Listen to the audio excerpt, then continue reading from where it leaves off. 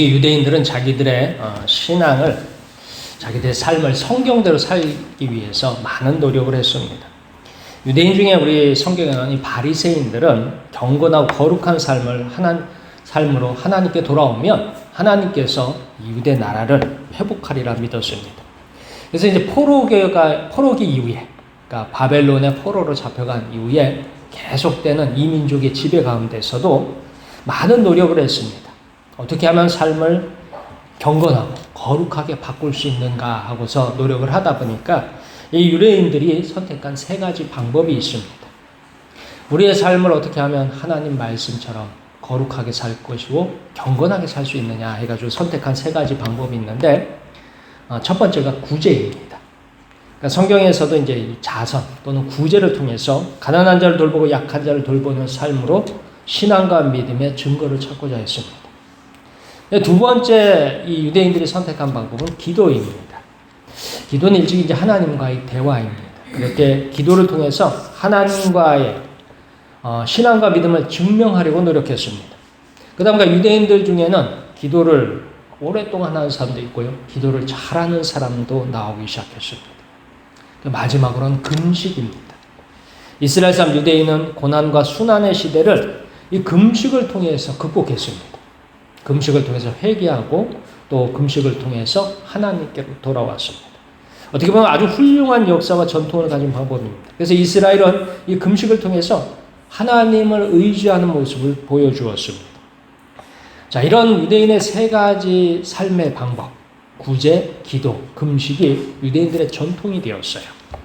그래서 이제 이게 어떻게 보면 훌륭한 전통이죠. 그래서 유대인들이 고난의 시기, 어려운 시기가 되면 구제를 하고 기도를 하고 금식을 해서 자기들의 삶을 경건하게 거룩하게 바꾸려고 노력을 했습니다. 자, 처음에는 하나님을 향한 거룩함과 신실함에서 시작했지만 이제 시간이 많이 흐르면서 이스라엘은 조금씩 인간적인 면모를 더하기 시작했습니다. 이제 의도는 처음에 시작은 좋았는데 점점 인간적인 생각이 더하여져요. 그래서 구제를 알리고, 그러니까 구제를 할 적에 이게 남을 모르게 도와주는 게 아니라 남들이 다 할 수 있도록 도와주는 거죠. 그리고 또 뭐냐면 기도를 또 자랑하며 금식을 나타내기 시작했습니다. 그리고 자기가 남들보다 신앙과 믿음이 뛰어남을 이 세 가지 방법을 통해서 증명하려고 했어요. 그래서 신앙과 믿음을 통해 스타가 되었습니다. 이스라엘의 지도자가 되었고 유대인의 선생이 되었습니다. 자, 조금씩 인간적인 면모를 더하면서 사람의 영광, 그 세상 속의 영광, 사람의 생각이 앞서게 되었습니다. 사람의 꾸밈, 포장, 화려함을 채워지고 있습니다. 오늘날도 비슷한 현상이 한국 교회를 조금씩 좀먹고 있습니다. 그래서 교회가 하는 많은 일들이 이제 알려지게 되고 광고가 되고 화려하게 꾸며지게 되고 이제 포장되기 시작을 했습니다. 우리는 진실로 거룩하고 경건한 삶으로 돌아와야 합니다. 그렇게 성경 말씀을 통해서 순종하는 우리 목포 소교회 되기를 축원합니다. 예수님께서 첫 번째 하신 말씀은 사람에 보이려고 행하지 말라입니다. 사람에게 보이는 일은 의외로 중요합니다. 현대는 자기를 알리는 시대예요. 그래서 자기의 능력, 경험을 일종의 자산으로 알고 있어요. 이것을 자꾸 사람들한테 알리려고 해요. 그래서 얼마 전에 끝난 대통령 선거에서도 다 자기가 능력이 없다고 해요? 능력이 있다고 해요? 다 능력이 있다고 해요. 나는 이런 학교를 나왔고 이런 일을 했고 이런 능력이 있습니다 라고 자랑을 하면서 나는 대한민국의 대통령이 될 수 있습니다 라고 그렇게 나오더라고요. 자, 근데 오늘 성경에는 이렇게 세상은 뭐냐면 자기가 가진 능력, 자기가 가진 어떤 경험을 갖다가 자꾸 알리려고 해요. 근데 오늘 성경에는 어떻게 했냐? 사람에게 보이려 행하지 마라 하십니다. 우리 다 함께 1절에서부터 2절까지 말씀 읽겠습니다. 1절에서부터 2절까지 말씀 함께 읽겠습니다. 시작.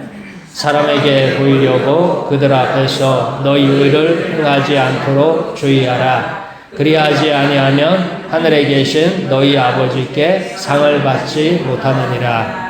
그러므로 구제할 때 외식하는 자가 사람에게서 영광을 받으려고 회당과 거리에서 하는 것 같이 너희 앞에 나팔을 불지 말라. 진실로 너희에게 이르노니 그들은 자기 상을 이미 받았느니라. 아멘.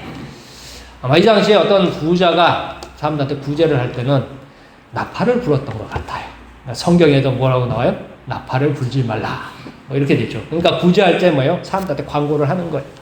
그렇게 광고를 해서 구제하는 것을 예수님이 봤던 것 같습니다. 그래서 예수님이 뭐예요? 나팔을 불지 말라. 이렇게 얘기합니다.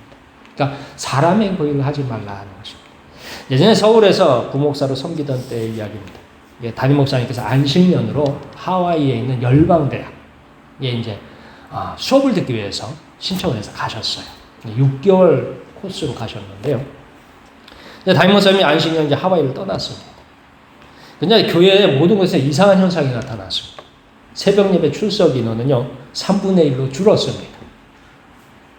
잘 나오던 장로님도 나오지 않더라고요. 그러니까 주일 예배 출석 인원도 줄고 헌금도 줄고 심지어 그 재직교육, 제가 담당했던 많은 교육들이 참석자들이 다 줄더라고요. 그래서 교인들에게 이제 전화를 했습니다. 이제 참석자들이 자꾸 줄고 새벽 예배도 안 나오시고 교회도 안 나오시고 하니까 전화를 이제 제가 맡은 교회에 책임을 지고 전화를 했어요. 그랬더니 하시는 말씀이 담임 목사님도 안 계신데 좀 쉽시다. 목사님도 적당히 하시죠. 그런데 누가 알아줍니까? 라는 말을 대다수 교인들이 합니다. 그리고 심지어 장로님 중에는 제게 찾아와서 대충 하라고 요구하셨어요. 목사님 뭐 그렇게 열심히 하냐고 그냥 대충 하세요. 이런. 그리고 심지어는 제가 했던 많은 부분에서 이제 재정이 필요한 부분은 재정 지출을 장로님들이 막았어요. 못하게. 뭐 그런 일도 있었습니다. 그동안 제가 알던 교회가 교인이 아니었습니다. 열심히 기도하고 찬송하고 봉사하고 예배하던 그 교인에서 전혀 다른 교인으로 변해버렸어요. 그렇게 제가 진실을 접하고서 충격을 받았던 기억이 있습니다. 근데 설마 하고 생각했던 현상이 적나라하게 나타났습니다. 그 다음 그동안 열심히 했고 거룩하고 경건했던 모든 것들은 누구를 위한 것이었을까요?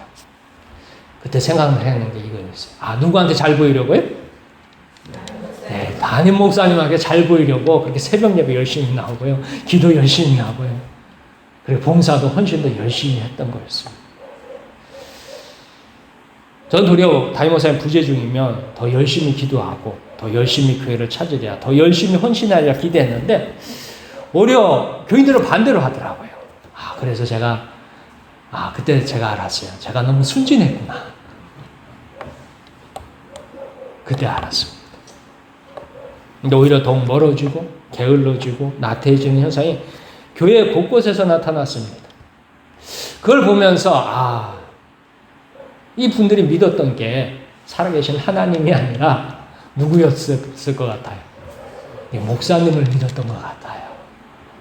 내가 그걸 보면서 이게 우리 교회 문제였구나 하면서 그때 내가 생각이 납니다. 정말로 하나님께서 보시는 것을 알고 계신다면 사람에게 보이려고 신앙생활을 하는 것인지 목격했던 그 3개월입니다. 자, 오늘 성경에 나오는 이스라엘도 비슷합니다. 그들의 열심은요, 하나님을 향한 열심보다는 사람을 향한 열심이었어요. 사람에게 잘 보이고자 하는 것이었어요. 하나님의 뜻보다는 자기의 생각을 앞세우는 것이었어요. 하나님 나라를 보기보다는 세상에서 얻을 것을 찾는 모습이었습니다. 우리는 이것을 성경에서 위선이라고 부릅니다. 신앙과 믿음이라는 그럴듯한 포장지로 둘러싼 가짜 신앙과 가짜 믿음입니다. 정말로 두려운 일입니다. 성경은 위선의 마지막을 이미 결정해 놓았습니다. 우리 다 함께 요한계시록 3장 15절에서 16절까지 말씀을 찾아서 한번 읽어보겠습니다. 신약성경 402쪽입니다. 내가 내 행위를 아노니 내가 차지도 아니하고 뜨겁지도 아니하도다. 내가 차든지 뜨겁든지 하기를 원하노라. 내가 이같이 미지근하여 뜨겁지도 아니하고 차지도 아니하니 내 입에서 너를 토하여 버리리라. 자, 이것도 저것도 아닌 가짜 신앙과 믿음은 결국 버려지게 될 것입니다. 세상에서 영광을 구하는 모습은 결코 하나님께서 원하시는 신앙과 믿음이 아닙니다. 도리어 심판받을 가짜 신앙과 믿음입니다. 우리 하나님께서 구하시는 진실한 신앙과 믿음 갖기를 축원합니다. 자, 성경에서 이제 하나님은 중심을 보시는 분이십니다. 그래서 우리가 이해하지 못하는 하나님의 결정과 선택을 봅니다. 가끔 성경에 보면 하나님의 결정과 이 선택이 우리의 상식하고는 맞지 않는 경우가 많아요. 나중에 우리는 하나님의 오르심을 다시 보게 됩니다. 우리 다 함께 3절부터 4절까지 말씀을 읽겠습니다. 3절에서 4절까지 말씀 함께 읽겠습니다. 시작. 너는 구제할 때 오른손이 하는 것을 왼손이 모르게 하여 내 구제함을 은밀하게 하라.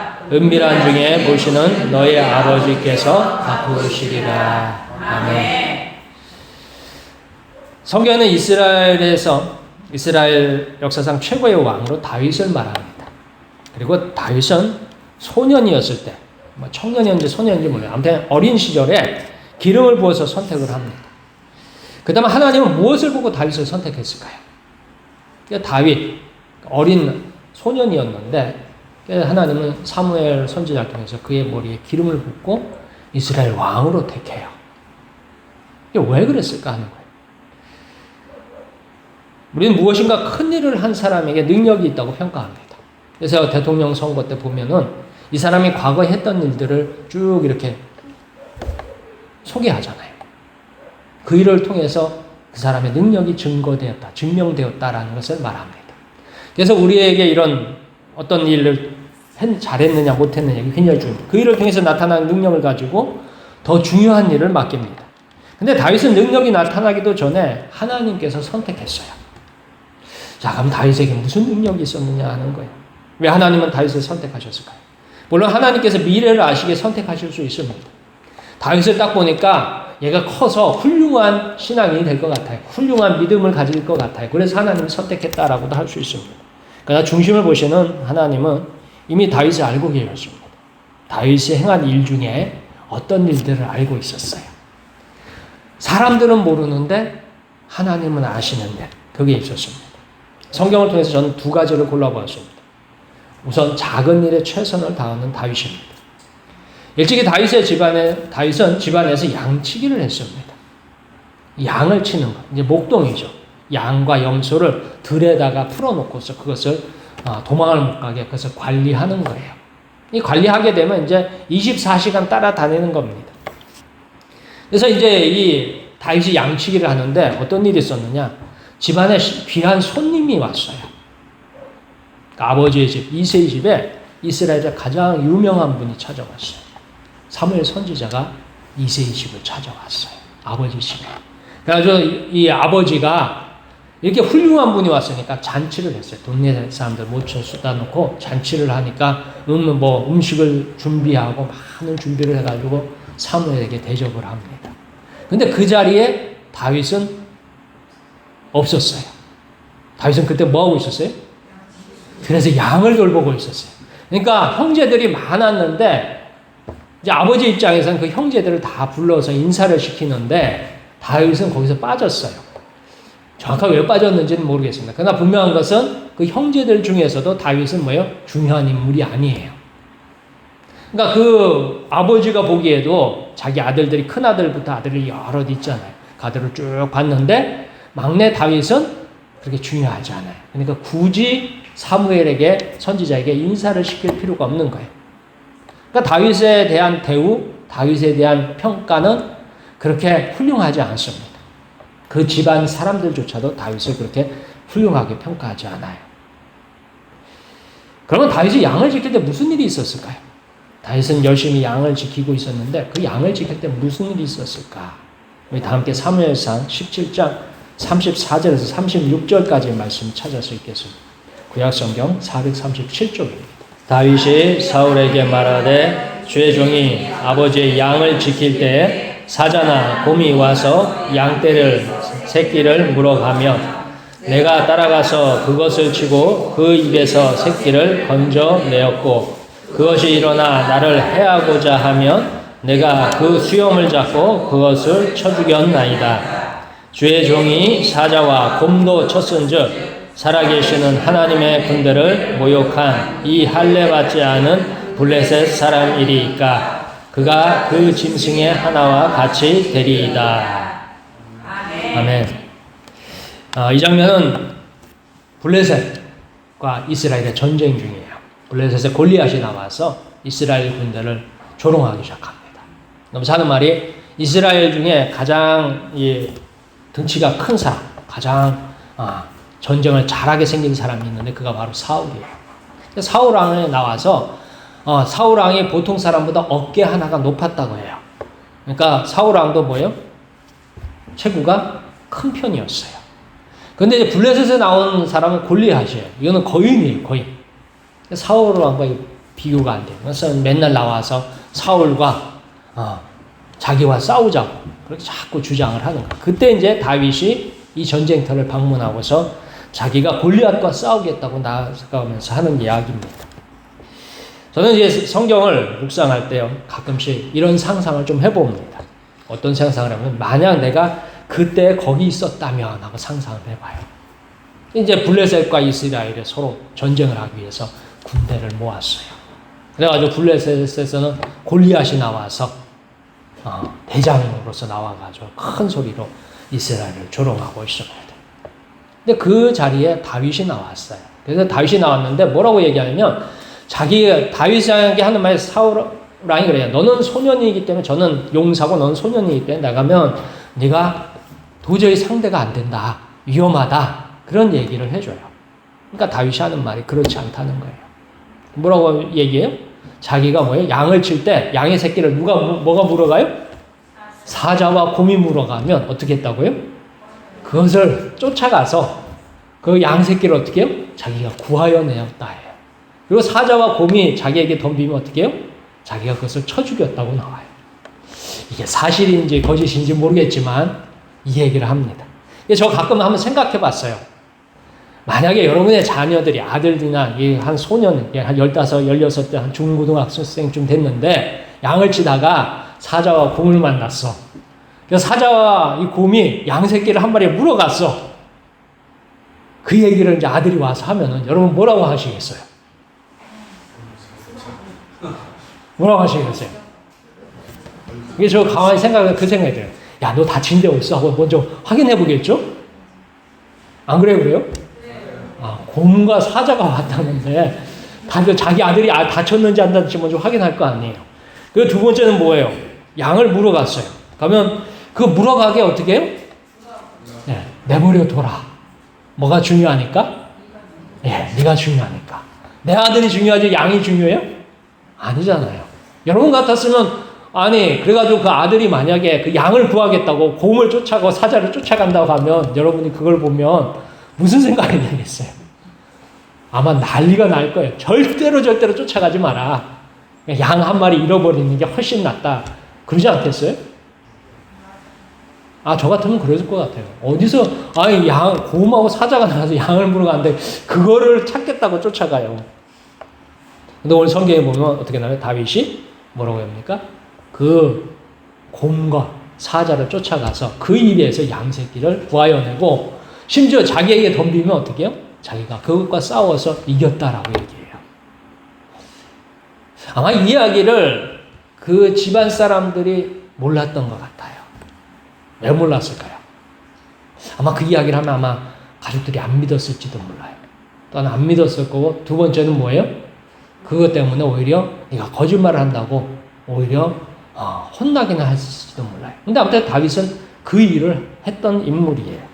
그러니까 사자와 곰과 맞서고 그것을 해서 양을 구하여 낸 일은 오직 누구만 알고 계시는 거예요?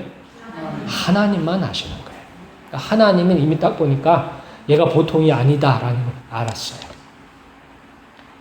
자, 다음으로는요, 다윗은 찬양하는 사람이었습니다. 사울왕이 악신이 들어서 고생할 때 다윗은 사울왕을 위해서 수금을 연주했습니다. 사울에게 다윗을 추천할 때 이렇게 말합니다. 우리 다 함께 사무엘상 16장 18절 말씀 찾을 수 있겠습니다. 434쪽입니다. 소년 중 한 사람이 대답하여 이르되 내가 베들레헴 사람 이새의 아들을 본즉 수금을 탈 줄 알고 용기와 무용과 구변이 있는 준수한 자라. 여호와께서 그와 함께 계시더이다 하더라. 아멘. 자, 한 소년이 다윗을 알고 있었습니다. 그 소년이 보기에는 다윗은 수금을 연주할 수 있었습니다. 그러니까 다윗이 악기를 다루고 있다는 것을 봤어요. 그러니까 악기를 다루고 있다는 건 뭐예요? 다윗의 노래를, 다윗의 연주를 들었다는 소리죠. 근데 이 다윗의 연주가 참으로 훌륭했습니다.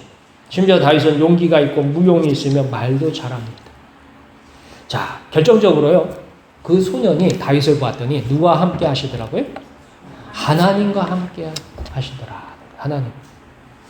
여러분이 누구를 보고서 야, 하나님이 함께 하시더라 평가를 할 수 있나요? 뭘 봐야 하나님이 함께 하시는지 평가를 할 수 있을까요? 아무튼 그 소년이 보기에 다윗이 일단은 수금을 연주할 수 있는 건 알았어요. 그 다음에 그에게 용기가 있고 그러니까 무력, 그러니까 어떻게 보면 이제 굉장히 몸이 용감하고 날랬다라고 하죠. 그리고 말도 잘해요. 그러니까 아마 다윗과 대화를 해봤는 것 같아요. 근데 잘해요. 근데 여기까지는 우리가 평가할 수 있어요. 여러분들도 악기를 잘 다루는 사람 보고 연주 잘하더라 이렇게 할 수 있잖아요. 말 잘하더라. 대화를 해보면 말을 잘하는지 못하는지 어느 정도 알잖아요. 근데 마지막 결정적으로 중요한 게 있어요. 하나님이 함께 하시더라. 이걸 어떻게 알 수 있느냐. 근데 아무튼 이 소년이 보기에는, 이 다윗을 추천한 사람이 보기에는 다윗이 누구와 함께 하시더라? 하나님과 함께 하시더라. 그래서 하나님과 함께 하는 방법이 뭘까 하면서 성경을 찾아보면 다윗이 시편 22편 3절에서 이렇게 합니다. 이스라엘의 창성 중에 계시는 주여 주는 거룩하시니이다. 그러니까 다윗의 그 노래가 세상 노래가 아니었어요. 다윗의 노래하는데 그 수금을 가지고 연주를 하면서 노래를 하는데 그 노래가 하나님을 찬양하는 찬송이었어요. 근데 그 찬송을 듣는 사람마다 마음속에 거룩함을 느끼게 할 수 있는, 그러니까 하나님의 임재를 확인할 수 있었다라는 것입니다. 다윗의 찬양에 하나님이 함께 하셨어요. 이것이 다윗을 선택한 이유입니다. 아무도 인정하거나 몰라줄지라도 항상 다윗은 하나님과 동행하고 있습니다. 이것이 다윗을 왕으로 부름받게 했습니다. 그러니까 사람들은 몰랐어요. 다윗이 어떤 재주가 있고 무슨 일을 하는지 몰랐어요. 그러니까 다윗이 아마 스스로 또 자랑하지 않은 것 같아요. 그런데 누구만 알고 계셨어요? 하나님은 알고 계셨어요. 그래서 하나님을 이스라엘의 그 많은 양치기 중에 다윗을 이스라엘의 왕으로 선택을 합니다. 오늘 성경에 나오는 유대인은 향해서 예수님이 이렇게 말씀하십니다. 오른손이 하는 것을 왼손이 모르게 하라. 참으로 오늘날과 좀 다른 삶을 요구합니다. 아니면 교회가 추구하는 모습이 달라서 그럴까요? 다만 현재 우리의 모습과는 좀 다릅니다. 우리는 어떻게든 알려야 하는 시대를 살아가고 있습니다.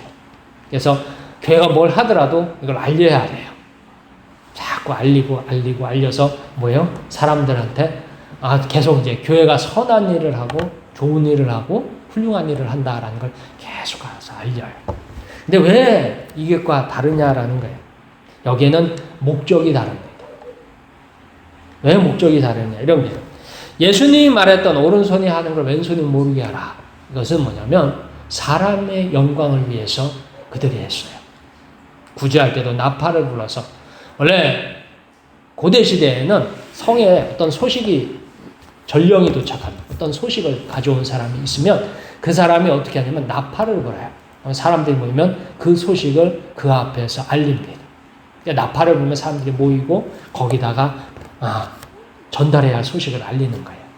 아마 구제할 때도 그렇게 했는지도 몰라요. 부자가 이제 어느 날 구제하기 위해서 사람들을 불러 모으기 위해서 나팔을 불렀는지도 몰라요. 어느 날 몇 월 며칠에 얼마씩 줄 테니까 나오세요.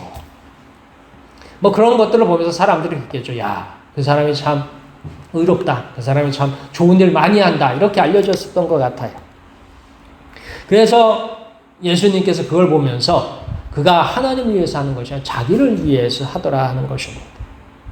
자, 그렇다면 우리는 왜 이렇게 자꾸 알리느냐? 뭘 알리느냐? 우리가 알리는 이유는 간단해요. 뭐냐면 예수님의 이름을 알리는 것입니다. 도리어 자기를 걸고 십자가에 주신 예수님을 나타내기 위해서 부름을 받았습니다. 때문에 예수님의 이름을 앞세워야 합니다. 그래서 성경도 삶의 목적, 방법, 방향성을 이렇게 설명합니다. 우리 다 함께 마태복음 6장 31절부터 33절까지 말씀을 찾을 수 있겠습니다. 그러므로 염려하여 이르기를 무엇을 먹을까, 무엇을 마실까, 무엇을 입을까 하지 말라. 이는 다 이방인들이 구하는 것이라. 너희 하늘 아버지께서 이 모든 것이 너희에게 있어야 할 줄을 아시느니라. 그런즉 너희는 먼저 그의 나라와 그의 일을 구하라. 그리하면 이 모든 것을 너희에게 더하시리라. 아멘. 사실 예수님은 바리새인을 꾸짖은 이유가 자기의 이름을 위해서, 자기의 명예를 위해서 구제와 기도와 금식을 하기 때문입니다.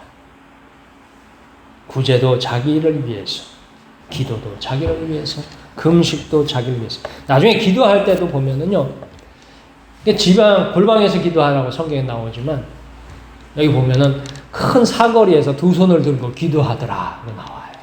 이게 뭐예요? 기도를 어떻게 하는 거예요? 네, 보여주려고. 내가 기도를 얼마나 잘하는지 보세요. 이런 거죠. 그런 기도를 갖다가 외식하는 기도다라고 얘기합니다. 반대로 예수님은 구제와 기도와 금식을 하나님 아버지와 의 나라와 의를 위해서 행하라 하십니다. 이것이 성도와 바리새인을 구분하는 기준입니다.